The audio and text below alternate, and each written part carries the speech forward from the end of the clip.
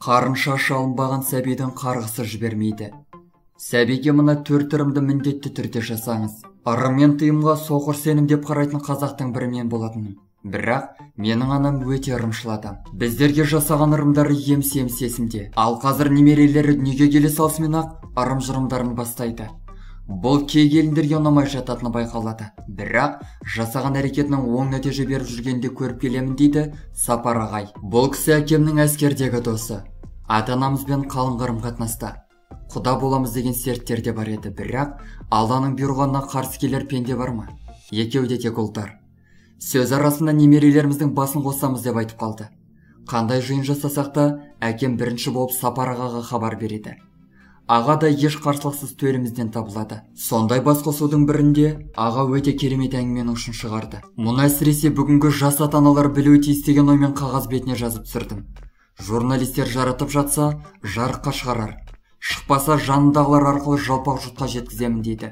Ағаның айтуынша, жаңадан дүниеге сәби келгенде мына ырымдарды жасау керек екен. Қарын шашты алу. Жарық есігін ашқан сәбиді 40 күн күтіп, баптайтын қазақпыз. Тіпті кей отбасылар 40 күн бойы сәби мен анасын ешкімге көрсетпей, бір бөлмеден шығармайтын көрінеді. Ал 40-ынан шығаратын кезде олды 40 күнге жеткізбей, ал қыз баланы 40 күннен асырады. Мұның да өзіндік құпиясы бар. Олды 40 күнге жеткізбеуі қалың малды аз береміз, ал қызды 40 күннен асыруы қалың малдың көп болуы деп ырымдайды әжелеріміз. Мұны бәрі де біледі. Белгіленген күн келген кезде ауыл аймақтың әжелері мен апалары жиналып, сәбиді 40-ынан шығарады. Сол кезде тырнағын, шашын алады. Міне, шашты алатын кезде көпті көрген әжелеріміз өте мұқият болады. Өйткені қарын шашынан бір тал қалса, сәбидің қарғысы жібермейді екен. Аузынан шыққан әрбір наласын Аллах тағала қабыл етеді дейді. Сондықтан да сәбидің қарын шашын тазалап алу керек. Қойға отырғызу. Естіген құлаққа ерсі, әрі күлкілі естілуі мүмкін. Бірақ сәбиіңіздің тісі күріштей аппақ, майда, әрі тегіс болуын қаласаңыз, еш ойланбай сәбиді қой үстіне бір отырғызып алыңыз. Әрине, жаңадан туылған сәбидің отыра алмайтыны анық. Бастаса, ырымын жасап алыңыз. Бірақ бұл қойды да дұрыс таңдау өте маңызды. Отырғызатын қойдың тісін тексеріп алуды ұмытпаңыз. Қалдық шай ішкізу.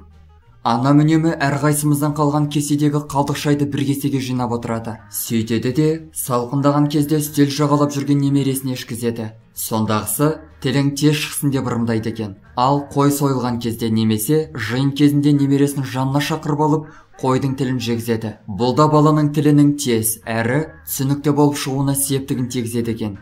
Аузына түкірту. Әділдікті ту еткен, іскер, еңбекқор кісілерге ырымдап немересінің аузына түкіртетін болған. Таңдаған адам ыңғайын тауып, үйге қонаққа шақырады. Дастархан жазып, тамақ асады.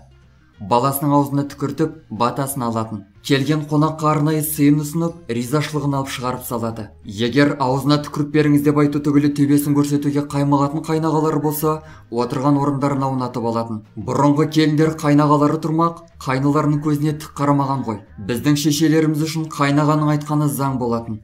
Ал бүгінде келіндеріміз қайнаға, қайны тұрмақ, қайнаталармен бірге отырып, теледидардан сериал қарайды. Интернеттегі жаңалықтарды талқылайды. Міне, осы ырымдардың барлығын анам біздің ұл-қыздарымызға жасаған. Әсіресе қойға отырғызу, аузына түкірту, қалдық шай ішкізу дегенде естігенде, келіндер түгілі біздер де жиырылып қалатын едік. Аллаға сансыз шүкір. Соның оң нәтижесін көріп келемін деді Сапар аға. Әрине, бұл ырымдар әр аймақта әртүрлі болуы мүмкін. Бірақ ырымның шығу түбі тегін болмайтынын ескерсек, әсіресе сәбидің қарын шашын алу туралы айтқаны маған әжептәуір ой салды. Құрметті көрермендер, сіздер жақта осындай ырымдарды жасай ма? Білгендеріңіз болса бізбен бөлісіп отырыңыздар. Аман сау болыңыздар. Назарларыңызға рахмет.